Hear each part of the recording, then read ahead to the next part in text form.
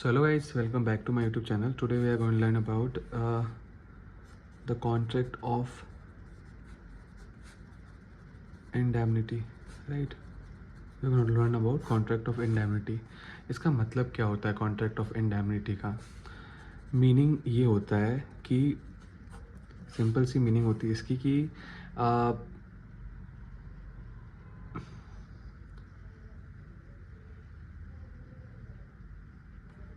इसका मीनिंग ये होता है इट इज़ अ कॉन्ट्रैक्ट। ठीक है, ये एक कॉन्ट्रैक्ट है जिसके अंदर क्या होता है, एक पार्टी होती है, one party promises. What promises? Promises to whom? First तो ये आएगा ना कि इसको प्रॉमिस करती है, तो promises to the other party for what. अब आएगा पहले तो हु एंड अब आएगा व्हाट। तो हमें पता है कि मीनिंग क्या होगा। कॉन्ट्रैक्ट ऑफ इंडेमनिटी कुछ नहीं होता है, it is a contract between one party, और वन पार्टी किससे करेगी? दूसरी पार्टी से, other party. For what? To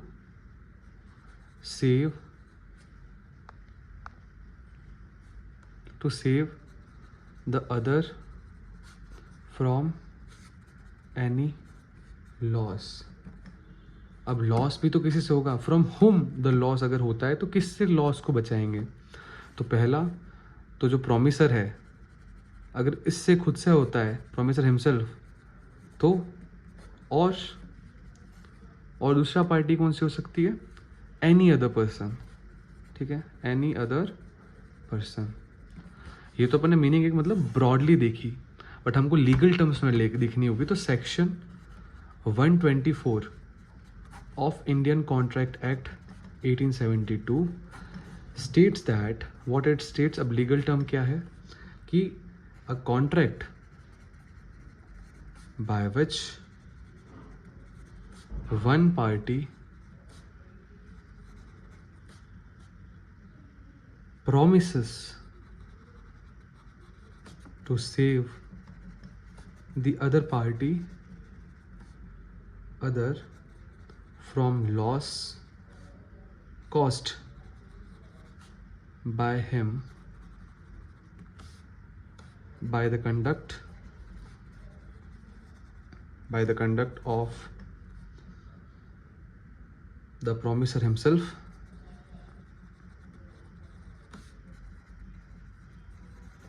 right? Promiser himself, and or by the conduct of whom? By the conduct of any other person, right?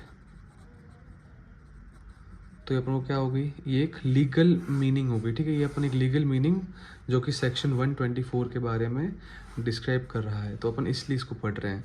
ये एक legal terminology है, और ऊपर अपन ने जो देखी कॉन्ट्रैक्ट ऑफ इंडेमनिटी क्या है, मीनिंग है, जो कि अपन इसको एक समझने का प्रयास करें, क्योंकि इसको हम सेक्शन 124 को लीगल लैंग्वेज में तो अपन बना सकते हैं, बट जब तक हम इसका मेन मीनिंग नहीं समझेंगे कॉन्ट्रैक्ट ऑफ इंडेमनिटी का मीनिंग क्या होता है, तब तक हम अपन ये पूरा पढ़ लें सेक्शन 124 इसको पूरा रट लें तो भी इसका कोई अर्थ नहीं है।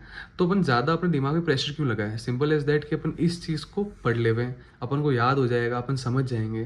तो इसको मैं वापस से समझाने का प्रयास करता हूँ। कॉन्ट्रैक्ट ऑफ इंडेमनिटी का अर्थ ये होता है कि ये कॉन्ट्रैक्ट है। पहली चीज़ सबको पता है, अगर हम कॉन्ट्रैक्ट ऑफ इंडेमनिटी की बात कर रहे हैं तो पहली चीज़ तो ये कॉन्ट्रैक्ट ही होगा, तो इट इज़ ए कॉन्ट्रैक्ट। अब उसके अंदर होता क्या है, एक पार्टी होती है, ठीक है, एक दूसरी पार्टी होती है, ठीक है। तो अभी ए पार्टी और बी पार्टी है, तो ये क्या करती है, प्रॉमिस करती है किसको? बी को।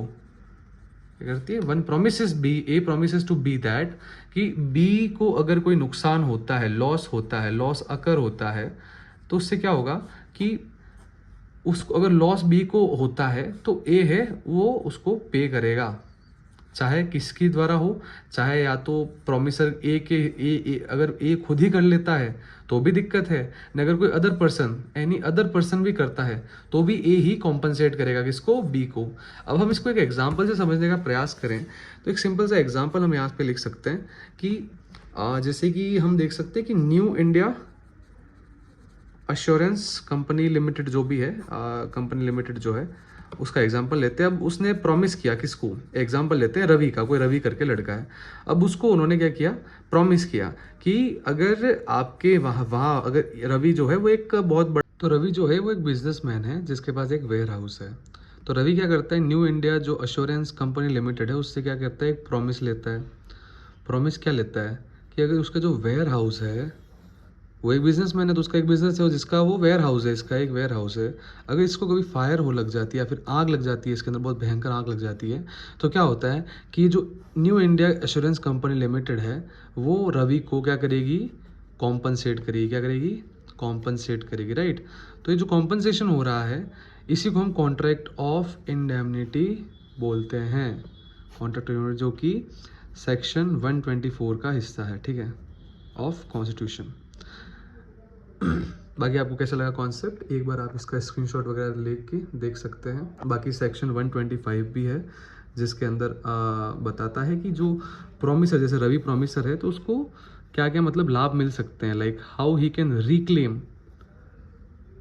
What he was promised, right, कि जो उसको प्रॉमिस किया था वो कैसे वो उस चीज़ को वापस रिडीम कर सकता है, ठीक है। सिंपल सी बात है, how he can reclaim that, कि रवि को न्यू एश्योरेंस इंडिया कंपनी ने क्या किया, वादा किया था कि अगर उसके वेयर हाउस में आग लगती है तो वो क्या करेंगे, कॉम्पनसेट करेंगे। तो उसके लिए रेमेडीज़ क्या हैं, रेमेडीज सेक्शन 125 में दे रखी हैं, जो आप आराम से जाके चैट जीपीटी कीजिए या फिर कोई सा भी आप कुछ और करेंगे तो आपको पता लग जाएगा। थैंक यू फॉर वॉचिंग, और अगर आपको वीडियो अच्छा लगा हो तो please make sure to subscribe.